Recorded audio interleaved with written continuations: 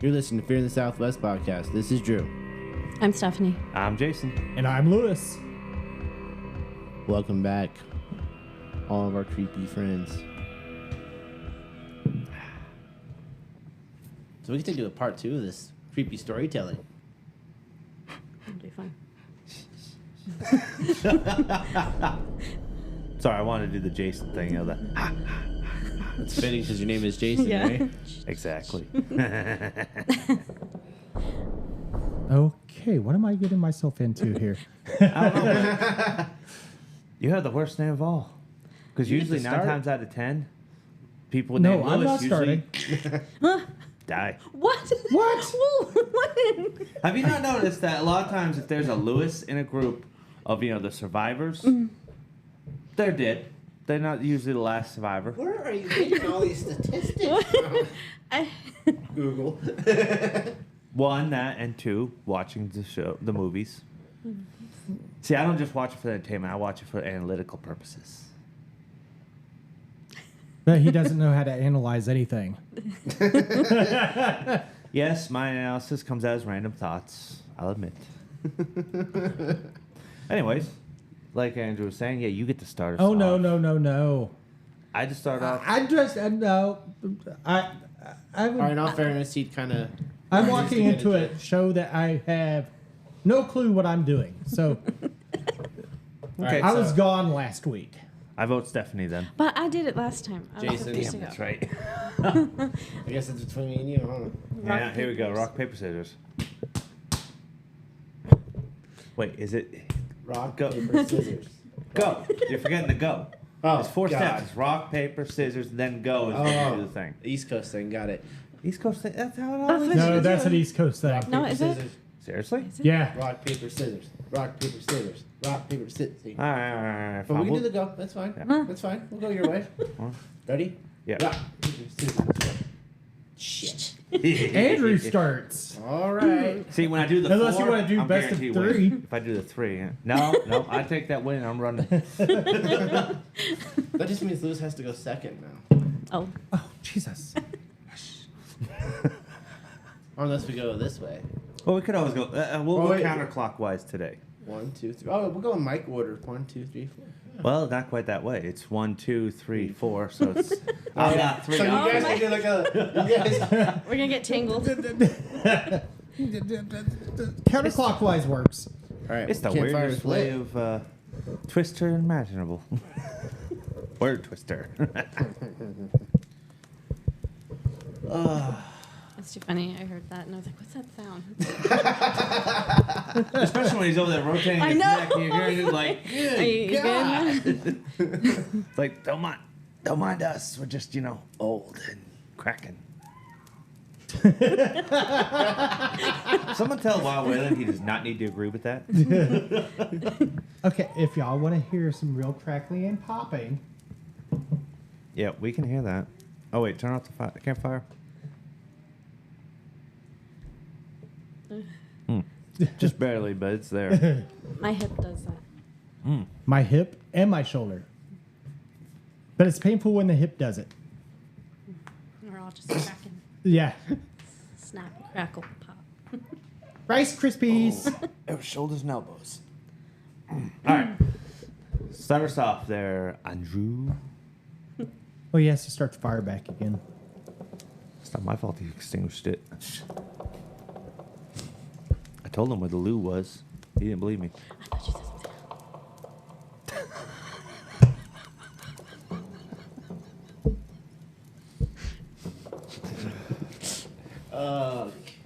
Okay. Back to spooky. It was midnight. George was laying in bed. It was quiet. Super duper eerily quiet. Until you heard a loud boom downstairs. But nobody was home. Except for him. At least he thought.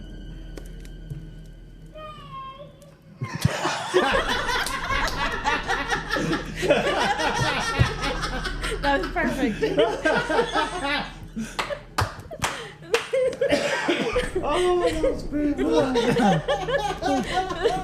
That was good. Perfect. Perfect, Waylon. Perfect.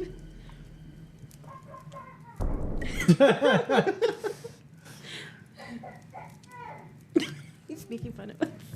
I think he is, yes.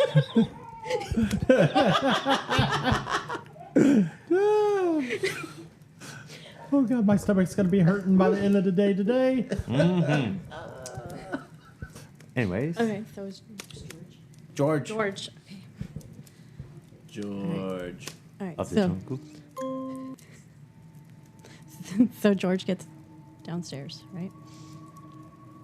And he's looking for whatever made the sound, and he notices the window's open. But that window's been sealed for years. No one's been able to get through. So he gets closer and closer. And as he moves the curtain back, he hears something again, but this time it's in a different room. Whatever it is, it's definitely in the house.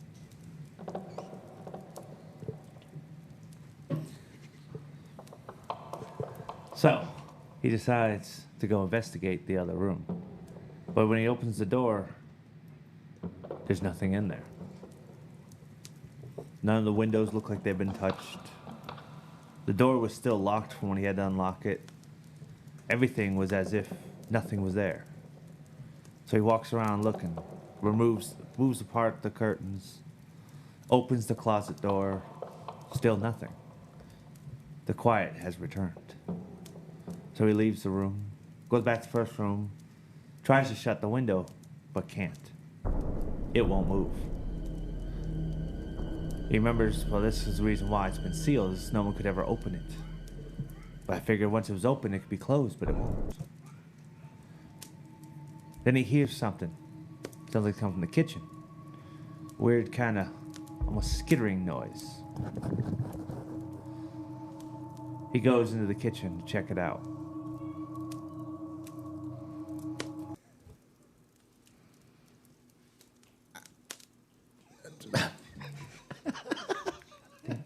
Look ahead. I was, but then he turned the music off. Ruined ambience, damn it. It did. So George goes into the room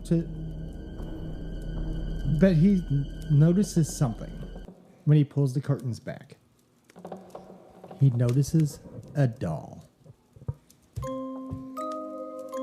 The doll is back in its spot where it's supposed to be, but it's got red eyes. And it's not in the exact position that he had left it.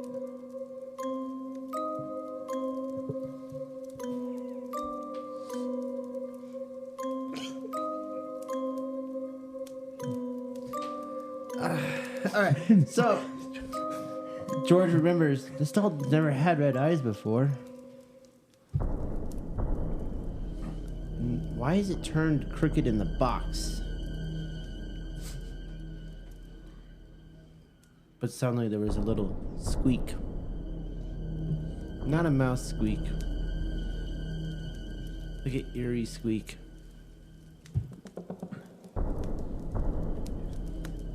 The doll's head turns, moves, stares right at George's face and eyes, and tells George,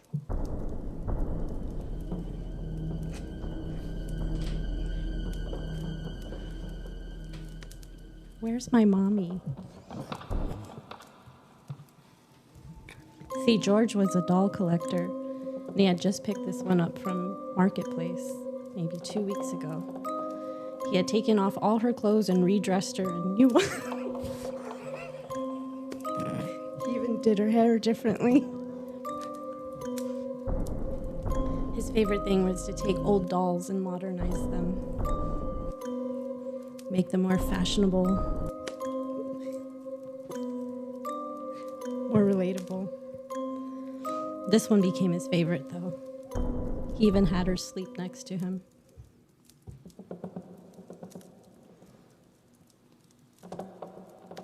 But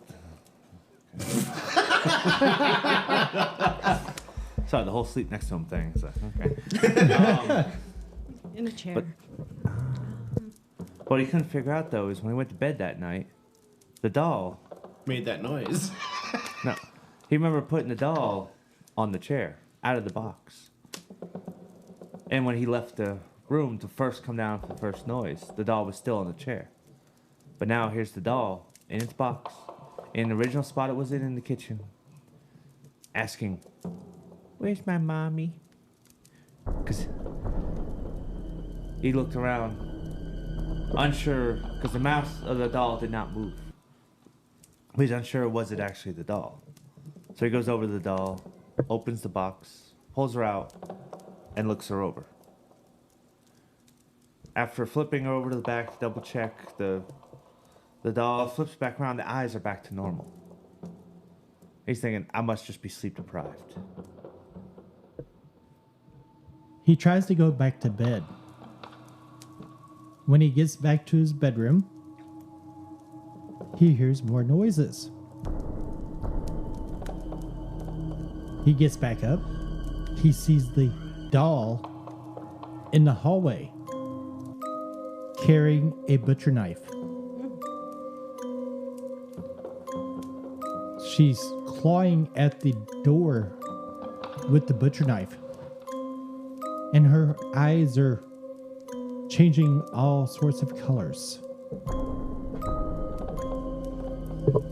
The door suddenly flings open with a knife blade inside. George says, "Stop, don't go any further. You crazy evil doll. I knew you, that's why you were discounted." Yeah. Demonic doll, let's make fun of it.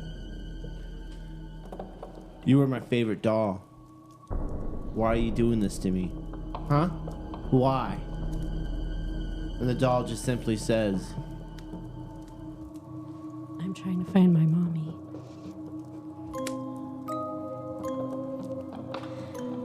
George is freaked out, so he gets a blanket off the bed and he throws it on top of the doll, thinking he can tackle it, thinking maybe he can stop her. But he feels the blade go through his hand. So he gets off the doll, and when he opens the blanket, she's gone. And he hears little footsteps. Where is she going? Where is she wandering to? Now he hears footsteps all over the house. Is it just her? Are there others? So he runs.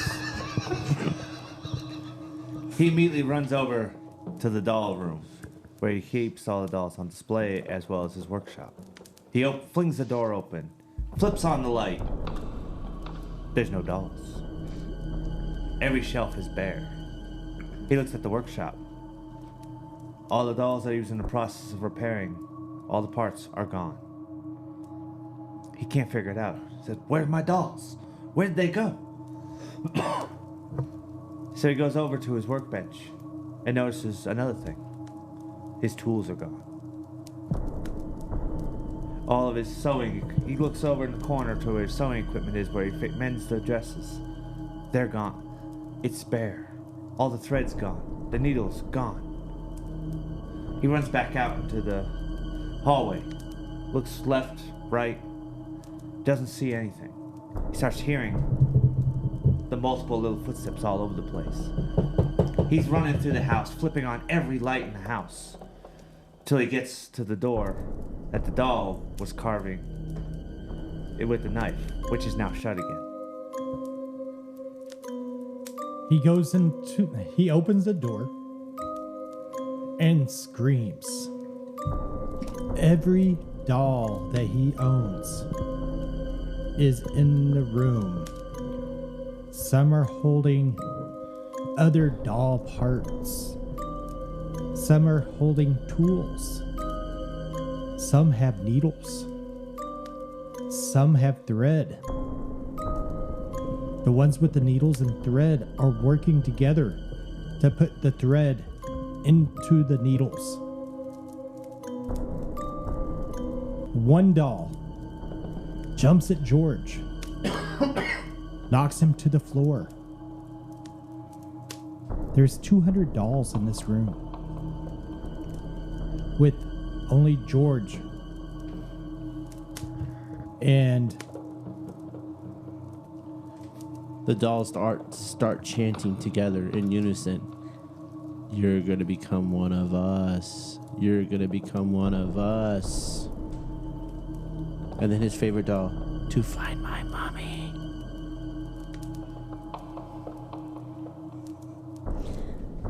All of a sudden, the window busts open and a huge breeze comes through. With it, he's thrown back onto the bed where all the dolls jump on top of him. He can feel them undressing him, putting needles through him. He falls asleep. He passes out from the pain, only to wake up and realize it was all a dream. And he was looking around. He was relieved all the dolls were in place. He decides to get a drink of water, and as he sits up, he notices his favorite doll. She wasn't in the chair anymore. He starts thinking, oh, it was just a dream. It was just a dream. I put her somewhere. And as he gets up, he realizes he can't move. He only falls over. His limbs are weak, and he realizes he's now a doll. All of a sudden, he hears a voice. Oh, you fell over. Poor dear. He recognizes the voice from the doll from last night. He moves his eyes as much as he can as a hand comes out and grabs her. And there, a little girl picks him up. It's the doll, but as a human. He lets out a scream, but being a doll, nobody hears a word. The end.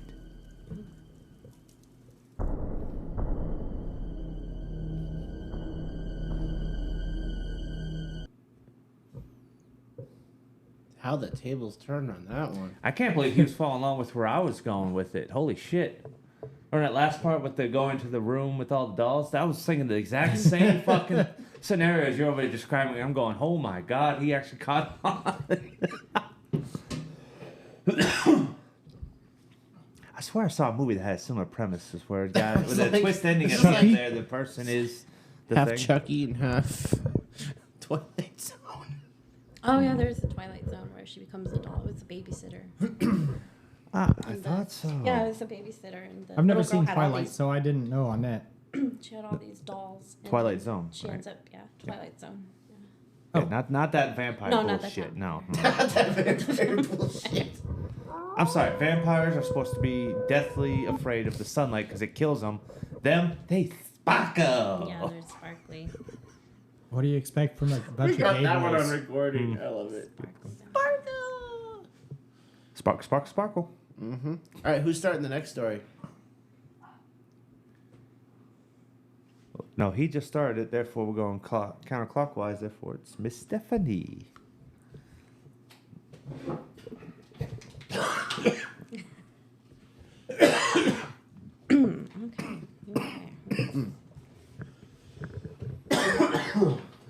Man, that story was to die for. I was also Good. thinking either, I was wondering if it was going to go, is he going to become a doll? Or are they going to find out that they killed some woman and they're turning her into a life-size doll? That's where my thought process was going. I liked him being turned into a doll better, though. Yeah. That was creepy. Yeah. It was less Frankenstein and more creepy. One of us. One of us. That's all I was thinking when it's like, you're going to turn me into one of us. I'm thinking, oh, God, I can see him chanting one of us. Oh, excuse me. Ooh. Okay. You're definitely going to have to edit this one because that burp was loud. Actually, I didn't even hear it. I didn't hear it pop up on this either. So you Okay. I think the background noise took care of that. Yep. All right, I'm thinking. Let's see. All right, so we got a teenage girl who's going to be babysitting. Apparently, what's funny? He lost his mind. Don't worry. That's a long time ago. Yeah, I was A going long to say, time he ago. hasn't had Far one for a away. long time. All right, I'll give her a name, okay?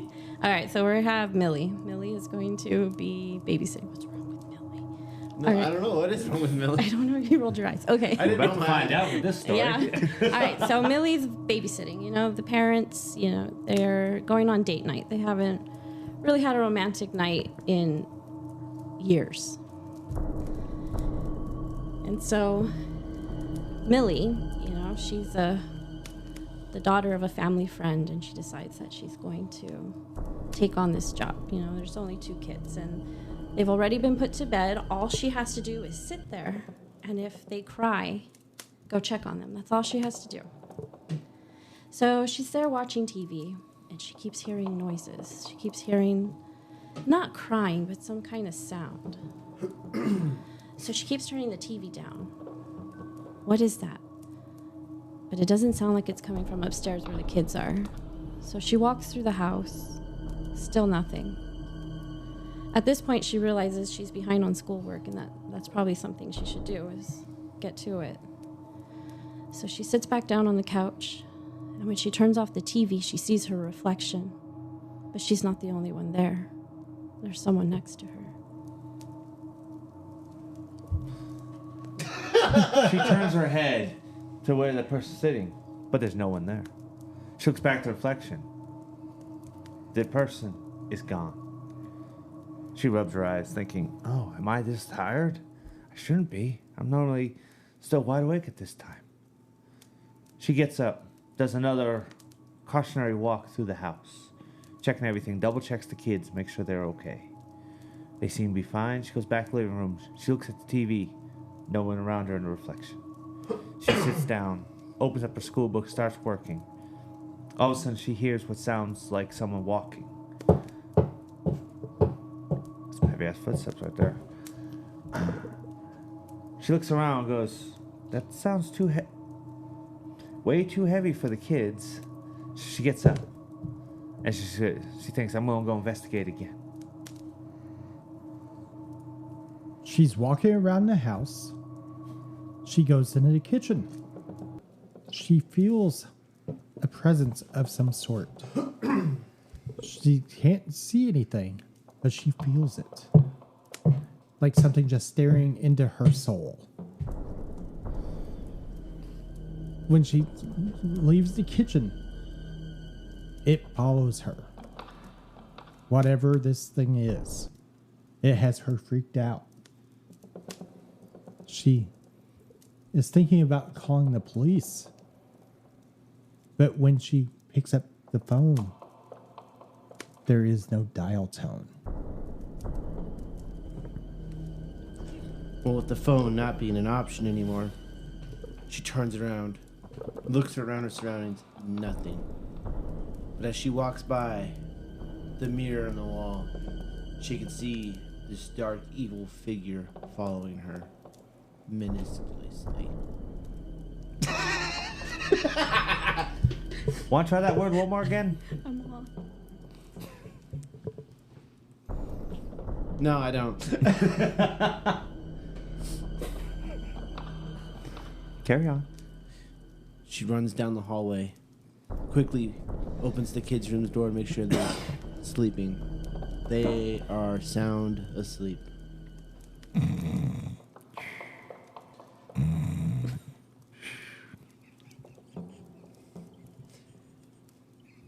I guess the kid's a little older than we thought. I was making that same noise at that age, so. So she quietly closes the door, gathers herself, takes a breath, goes back to the kitchen, gets a drink of water. Maybe she's just tired. Maybe school was just too much that day. Or maybe there's something sinister going on here.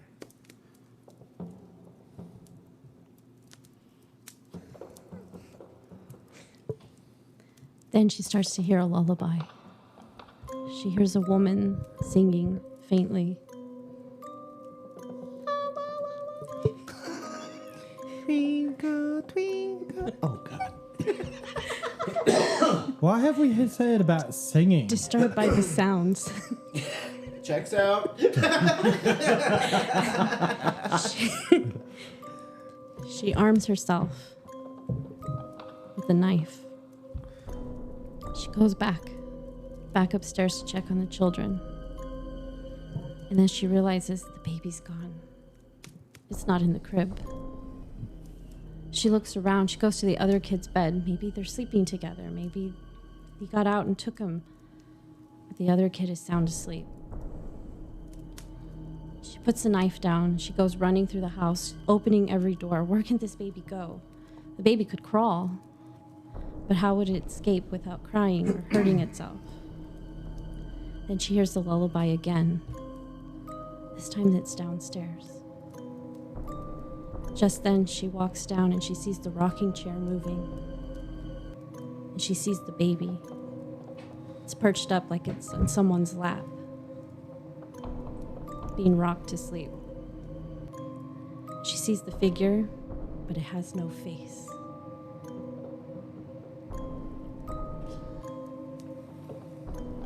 As the rocking chair is gently going back and forth, the figure is still singing the lullaby in the sweetest woman's voice you could ever hear. The baby, transfixed, eyes growing heavy, falling asleep, kind of rustling a little bit. All of a sudden, the figure moves one of its hands and produces a bottle, starts giving it to the baby. The whole while, Millie's just standing there, horrified, trying to figure out, how do I rescue the kid, the baby? And what is that thing?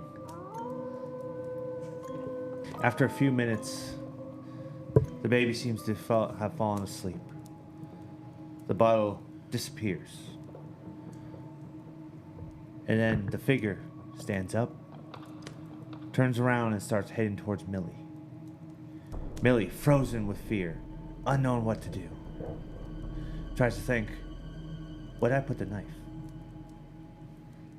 As the figure gets closer and closer, Millie, who's on the verge of pissing and shitting herself, can only think of one thing. What's going to happen to us now? She puts the baby back in his crib upstairs. She tries to calm herself by having some of the parents' alcohol. She fixes herself a whiskey sour. We get specific.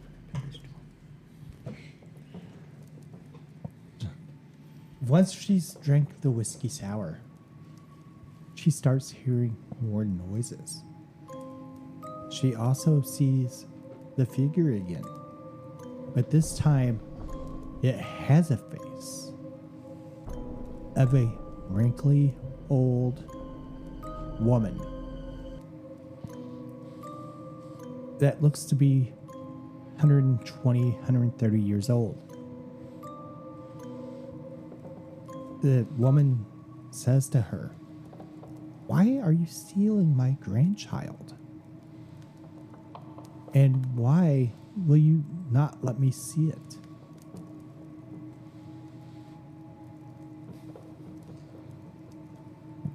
Millie, obviously freaked out, almost pissing and shitting herself.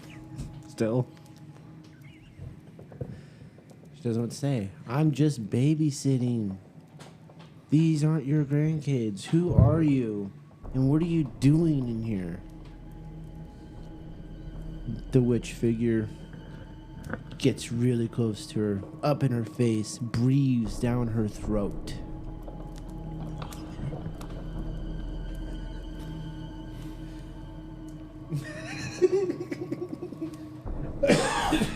Every cold breath, rancid and raunchy and disgusting. She says, "I want my grandchildren back." And Millie said, "Fuck off." Just then, the woman lunged at her, her cold fingertips touching her chest, pushing her over the railing. Millie goes falling backwards.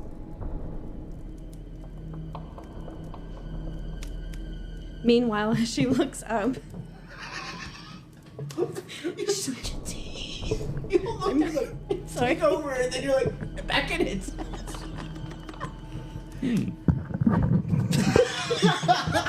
I think Jason is spooked. That's my microphone. Meanwhile, as she's falling, You just took the microphone to the chest, nonetheless. she looks up, and the old woman has the baby in her arms again, just watching Millie fall. Boom, she hits the ground. Soon, her eyes close from the impact. When they open, the father of the kids is standing over her going, "Are you okay, Millie? Are you all right?" She goes, "Oh, the babies! Where are the babies? This old woman was trying to grab the babies." As soon as she stands back to her feet, the mother comes out holding the baby in her hands. She goes, "Shh, it's okay, Millie dear. They're safe. They're right here." She goes, but there was an older woman. They ask, "What older woman?" As Millie's looking around the room trying to figure out what's going on, she sees on a wall near the mantel a picture of an old woman who bears an exact, almost identical appearance as the figure she saw trying to kidnap the babies. She asks the father of the kids, Who is that?"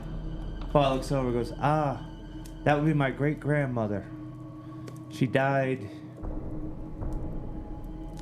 back in 1800s. She was accused of being a witch, and she was stoned to death, not far from where we live now. In fact, she was killed right before she was able to meet her grandbabies for the first time." Really looks at the photo again.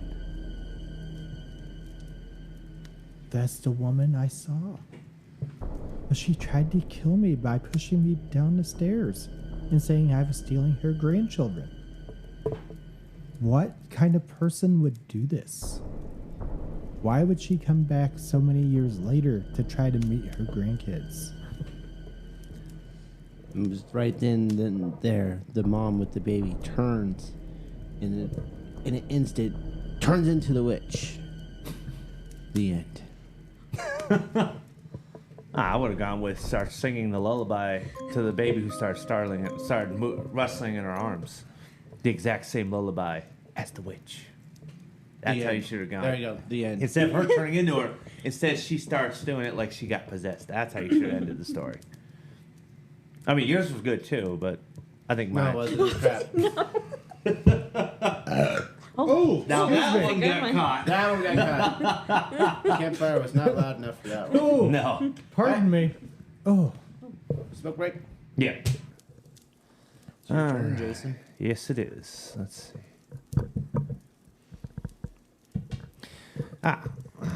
On a sunny afternoon, a group of friends were at a local amusement park. It was a dinosaur-themed one. They were having a fun time, enjoying all the rides and everything. Them taking a break and noticed a old man janitor over there taking out the trash. And they were just commenting about how fun it was and everything, and how this place is great and everything. The old man who was nearby stopped and goes, "If you think it's this fun during the day, you should try it at night, after we close. That's when the real fun starts." so they decide to go back at night and stay in the park after it closes, just to see what this old man is talking about. Well, the park had animatronic dinosaurs. And so they would all be turned off at night. But it turns out they aren't. Or so they thought. The animatronics actually turn into live dinosaurs and will roam the park during the evening when everybody else is gone.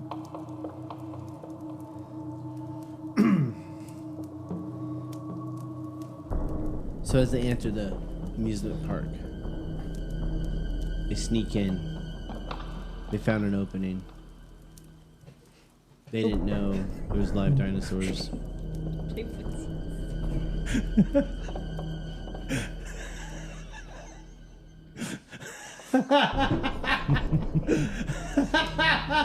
Dinosaurs be dinosaurs, man. What are you gonna do? So when they got in, it was quiet. It was dark. No lights are on. All I can hear is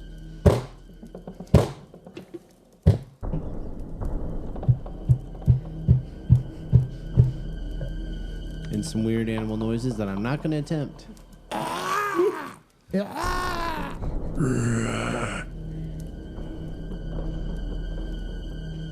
like, what the fuck was that? I thought the animatronics were turned off. Wait, where are the animatronics? They look around and they see that the food trucks are destroyed. It's an expensive amusement park. The dinosaurs were eating the food, rummaging through whatever they could find because they were hungry.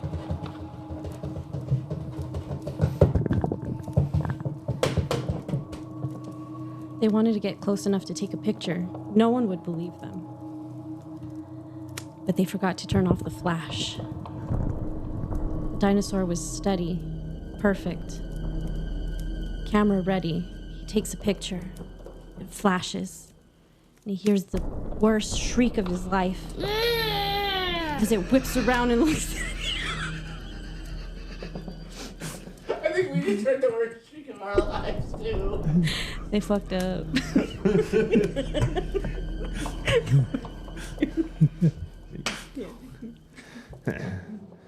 As the dinosaur starts heading towards them, they all turn to run. They try to head back towards the opening to the fence that they came in. All of a sudden, out of the bushes, another dinosaur jumps in front of their path. This one was a triceratops. They stop, realizing, wait, this one should be, a meat. This is not a meat eater. It's a vegetarian. We should be okay. Herbivore. That's it. They quickly look around behind them. The other dinosaur, raptor, had stopped, was staring at them and the triceratops. Kids, unsure what to do, they start slowly moving out of the way to the side of the triceratops. Triceratops starts sniffing and snorting and pawing at the ground, getting ready for what looks like a charge. Still keeping its head facing the kids. Kids, scared out of their minds, they look back at the raptor, but the raptor's not there anymore. Uh-oh. They're like, where's the raptor? The triceratops also noticed the raptor's gone. Starts looking around. Smells the air. Turns and then just starts lumbering off to where the raptor was. Over to the food cart.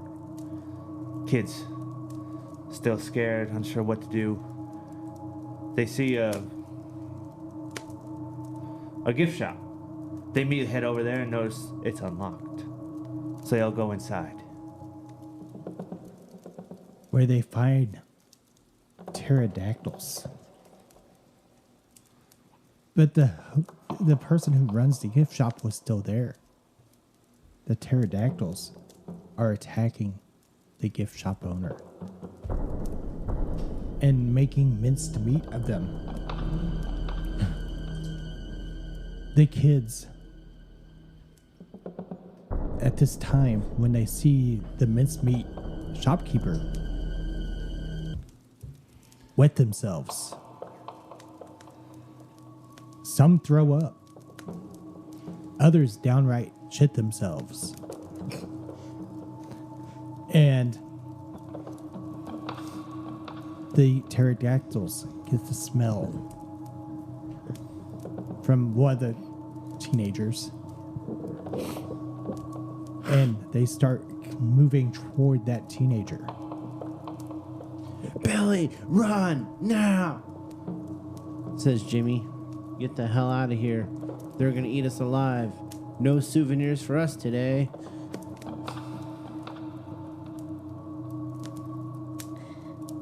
Just then, the ceiling comes in crashing. Oh, I thought you were. You good? You paused and looked at her, so naturally. Go for it. You're good. The ceiling came in crashing. There's a T-Rex with his mouth wide open.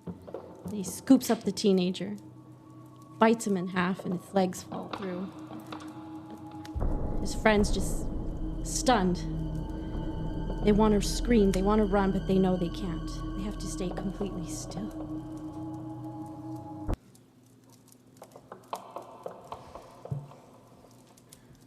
As the T-Rex finishes swallowing Johnny.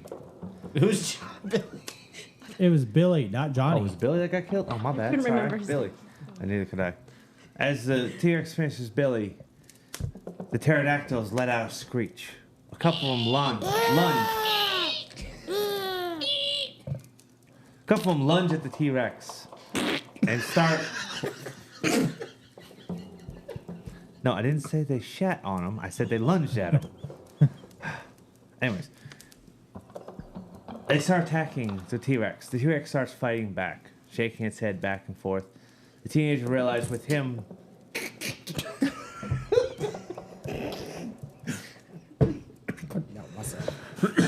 The teenagers immediately go back out the front door. They try to run back to the fence again. When all of a sudden they hear a noise in the bushes. It's no, not Aboriginals. No. It's like a rattling noise. Not porn. Wrong kind of rattle. And a chirping along with the rattling.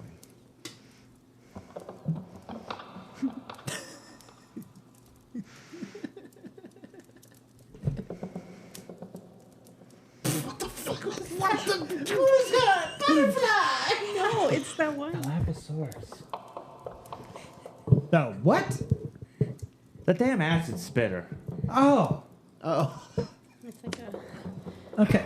So It's like a. She got it. She got the right. I couldn't think about it. okay, say it again for me. Dilophosaurus. Okay. Is where I live. So the Dilophosaurus sees the kids. He starts spitting his acid all over the kids. Their skin starts to dissolve while they're still alive. And this causes the pterodactyls to come running over to them, along with the T-Rex. So, since Billy is already dead from T-Rex, he's still hungry. So he has a chance to get Johnny, Jason, and Andrew. What happened to Jimmy? He was the first one to get nailed with the acid. He already did. Yeah. Oh, okay. He got to the face. So, those three are now becoming dinner for the T-Rex and the pterodactyls. The end.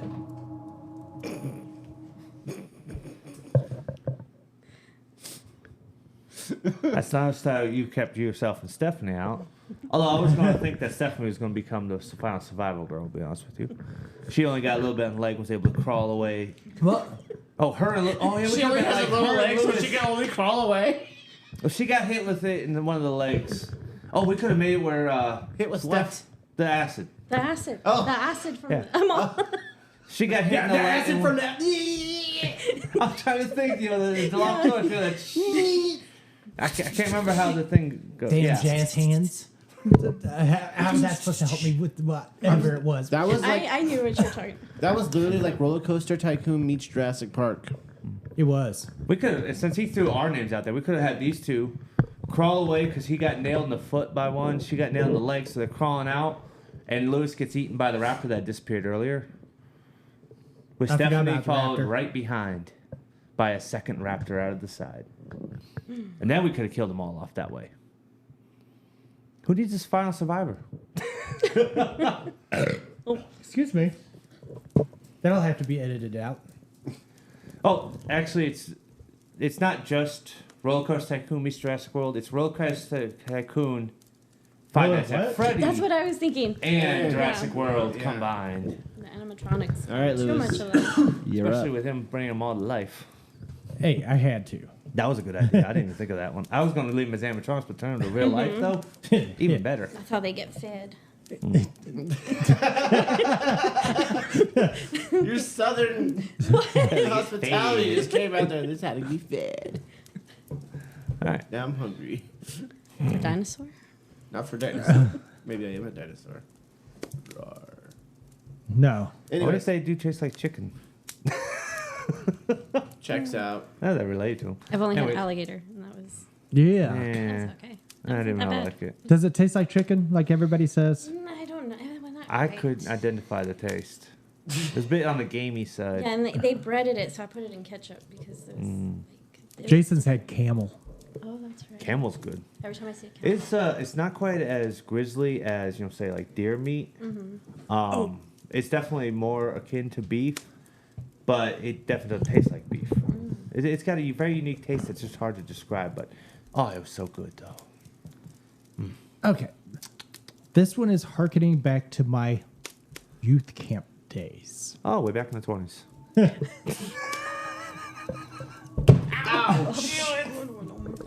He asked for that one. Yeah, I felt that one over here. Sure, my fucking elbow was on the table at the time. Okay. So Listen, he's feeling that one. Yeah. good. He deserved The it. one time that arm has feeling in it. Damn it. Gone. The end. Okay. Anyways, back to your deal. Harkening back to youth camp days in the 90s. This one time at youth Jeez. camp. No, not band camp. Youth camp. Okay, let's start this over. Yeah, okay, go ahead. Okay.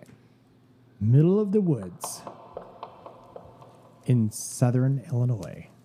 Fuck. It's like the woods of every other place on earth. Animals.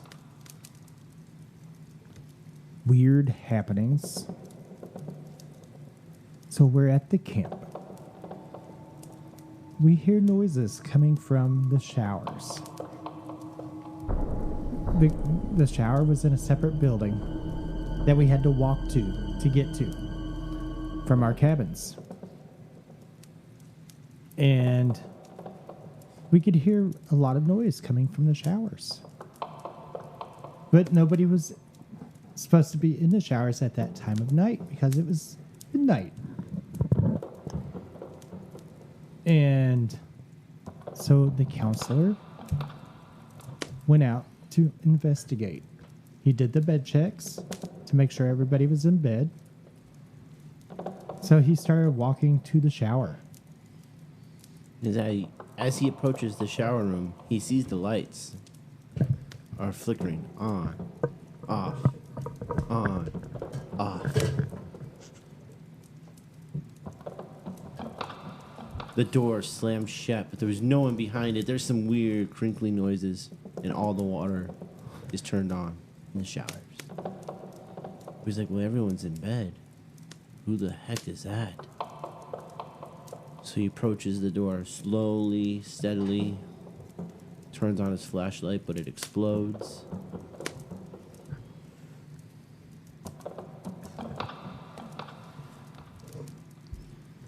Flashlight exploded. So he goes back to the showers. What little light is there from the flickering, he manages to turn them all off. And as soon as they turn off, the lights come back on. There's still no one there. He decides he's going to get the hell out of there. And as soon as he gets to the door, he hears a shower turn on again. Scared, but he knows he has to find out who it is. He goes back towards the showers. It's on so hot he can see the steam. As he gets closer, they all start turning on again. At this point, he realizes it's not worth trying to figure it out. And as he goes back to the door, he's locked in. Steam is now starting to fill up the room. It's fogging up all the mirrors above the sinks. He's trying the door in desperation, trying to figure out why is it locked. He fumbles with the lock, but it seems like it's unlocked, but the door just won't open. Then he starts hearing a squeaking noise. Like, ee, ee. He turns around, looks at the mirrors, and sees letters starting to appear on the shower. From his distance, he can't fully make out what it says, but it just continues. Letters just keep, you hear the squeak, and letters just keep appearing. He musters up his courage and starts walking closer in order to see the letters. And what he reads terrifies him. It reads, Red Rum. And it's written out 3 times. Everybody knows when it says red rum, red rum, red rum, what is about to happen. He realizes that he can still get out of the shower building in one way. There's an opening in the ceiling that allows venting. He goes to the ladder to try to get to the opening. The ladder is red hot. And when he put his hands on it, it burned the skin of his hands. So he goes to pull his hands off the ladder, and he's stuck. And he pulls, and he pulls, and he pulls until he rips the flesh off his hands. Burning hot hands, bleeding all over. But this is his only way out. He rips a chunk, 2 pieces of a shirt, wraps his hands, grabs the ladder, runs over, climbs up the ladder to the ceiling. And as he hits the very top of the ladder falls. As he's dangling between escaping or being trapped. He's terrified. He can see in the distance red eyes peering at the top of this shower house, lurking from the tallest tree in the park. And that's when he realizes He either has to burn or jump off the building or structure of the shower. So as he rolls over, he rolls down the roof and he sees the creature running towards him. It has red eyes, round face, and almost looks like it has wings. What is it? He wants to get a look at it, but he doesn't want to stay still. So as he hits the ground, he's trembling in pain. But he gets up and he starts running. But he can hear its wings flap. He can hear it launch off the roof, coming after him. He can see its shadow as he's running towards a bunker where the kids are. Or a bunk. Bunkhouse. Not a bunker, yeah. One hell of a youth camp for bunkers. He goes to the bunkhouse. He bangs on the door. He tries to open it, but they're locked. He keeps banging on. He turns around, sees the creature had landed about 10 feet away. He bangs on the door more. Help me! Help me! Let me in! He screams top of his lungs. He turns back. The creature is slowly stalking towards him. All of a sudden, he notices a light turn on behind him. Somebody in the house woke up. He turns around, starts banging again. Help me, please! Let me in! When he turns back around, though, the creature's gone. The door opens. It's another counselor, the one that stays in the bunkhouse with the kids. He's like, whoa, what's going on? Notices the other counselor is just completely wet, drenched, bloody coming out of his hands. He's like, we need to get you to the first aid station. So they make their way into the first aid station.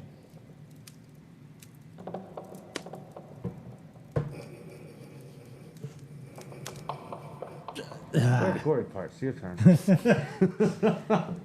So they get to the first aid station. And the medic is asking him, what did you do to yourself? Why were you out this late at night anyway? Why weren't you with the kids? I heard this noise coming from from the shower house. And I needed to check on it to make sure there was no kids there. But then the medic does something that surprises him. The medic cuts his hand off. The medic was not the medic, after all. It was the creature that had attacked him earlier in the shower house. He was able to disguise the wings. The counselor is in shock because he did not realize that a creature could do this.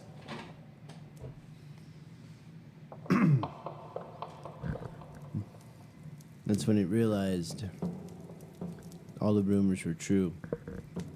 The Illinois forest gargoyle was real. Yeah. The Illinois forest gargoyle? Yeah, why not? Yeah. Illinois has the big muddy monster.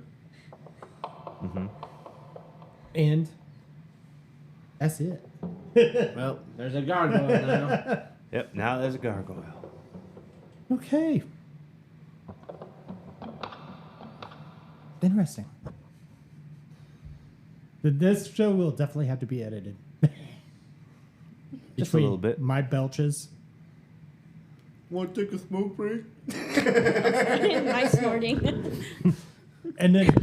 And then the footsie part when my foot I was trying to stretch my Then it foot. went up. But both stretched out at the same time and Fucking hilarious. It was the box, but it went up like towards my thigh. I was like, whoa. I can edit it, but I also like the realism of it. Footsies. Well, dinosaurs do dinosaurs. And on that note, thanks for listening to Fear in the Southwest podcast. Dinosaurs be dinosaurs. Dinosaurs be dinosaurs. Stay spooky, my friends. Stay full, dinosaurs.